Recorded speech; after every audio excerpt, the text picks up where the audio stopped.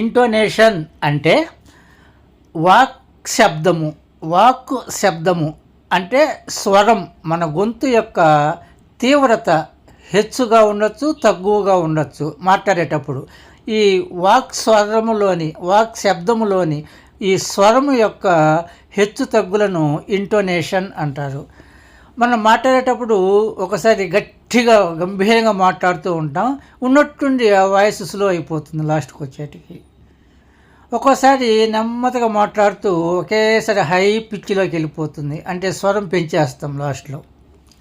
ఇట్లా మనం ఆ చెప్పే విషయం యొక్క ప్రాధాన్యతను బట్టి, ఎదుటి వాళ్ళకి ఆ విషయం ఏ విధంగా తెలియాలి అన్న దానిని బట్టి మన స్వరంలో మార్పులను మనము కలిగిస్తూ ఉంటాం. ఈ మార్పులనే ఇంటోనేషన్ అంటారు. ఇది 3 రకాలుగా ఉంటుంది. ఒకటి ఫాలింగ్ ఇంటోనేషన్, అంటే మొదట్లో మనం మాట్లాడటం స్టార్ట్ చేసినప్పుడు స్వరం హైగా ఉంటుంది, అంటే ఎక్కువ సౌండ్తో ఎక్కువ గంభీరంగా ఉంటుంది. క్రమేణా స్లో అయిపోతుంది.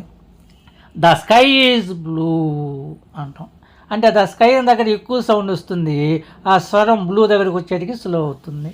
We live in Delhi. She likes reading. Open the door. Open దగ్గర ఎక్కువ సౌండ్ వస్తుంది, స్వరము డోర్ దగ్గర స్లో అవుతుంది.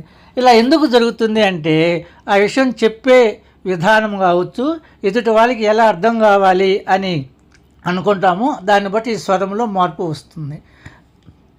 అదేవిధంగా రైజింగ్ ఇంటోనేషన్ అంటే మొదట్లో స్లోగా ఉంటుంది స్వరము, ఆ వాక్యం చివరికి వెళ్ళే కొద్దీ ఎక్కువ సౌండ్తో స్వరంతో చెప్పడం జరుగుతుంది.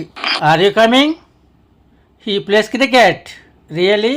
ఈ కమింగ్, క్రికెట్ అనే దగ్గర వాయిస్ ఎక్కువగా ఉంటుంది, సౌండ్ ఎక్కువ ఉంటుంది, స్వరం.